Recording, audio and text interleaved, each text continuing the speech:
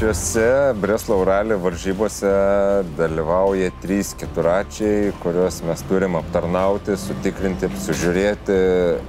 Breslau pasižymi tikrai nuožmiais greičio ruožais, kur kenčia stipriai rėmas ir važiuoklė. Todėl kiekvieną dieną yra pakankamai daug darbo peržiūrėti visus mazgus, patikrinti, sužiūrėti ir išleisti vairuotojus į sekančią dieną į trasą, kad jie galėtų pasitikėti ir spausti 100%. Tai tikrai reikia atsakingai ir nuoširdžiai viską peržiūrėti. Ryte atsikeliam, su pilotais atidengiam keturračius, patikrinam padangų slėgį.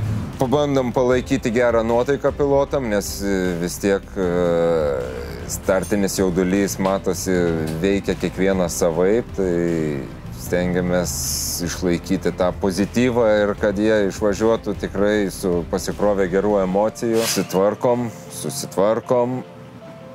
Jeigu mums nėra pervažiavimo į kitą bivaką, tai principe krentam prie telefonų ir stebim, kaip sekasi pilotam važiuoti. Sulaukę pilotų, išklausom problemas, kas atsitiko, kokie gedimai, kokia trasa buvo, nes nuo trasos sudėtingumo labiau žinom, į ką atkreipti dėmesį, kas galėjo labiau kentėti, ar galinės šakės, ar traukių antgaliai, ir pasineriam į vakarinį darbą. Kasdieną turbūt keičiam oro filtrus. Ir tai ne visada.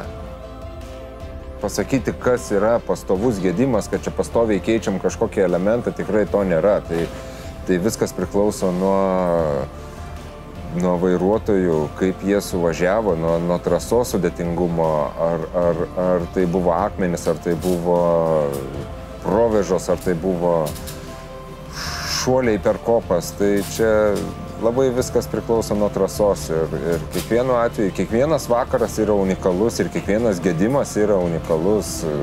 Dirbti su CF Moto tikrai nėra sunku, kai tą techniką pažįsti ir ne vieną kartą ją esi pilnai išardęs, surinkęs. Ir kasdieninis darbas tai yra išardyti, surinkti ir pakeisti kažkokius komponentus. O ar komandai patinka dirbti su CF Moto technikam? Pagal nuotaiką manau, kad patinka. Man tikrai taip, vien dėl to, kad galiu dar kažkur patobulėti, kažką naujo padaryti.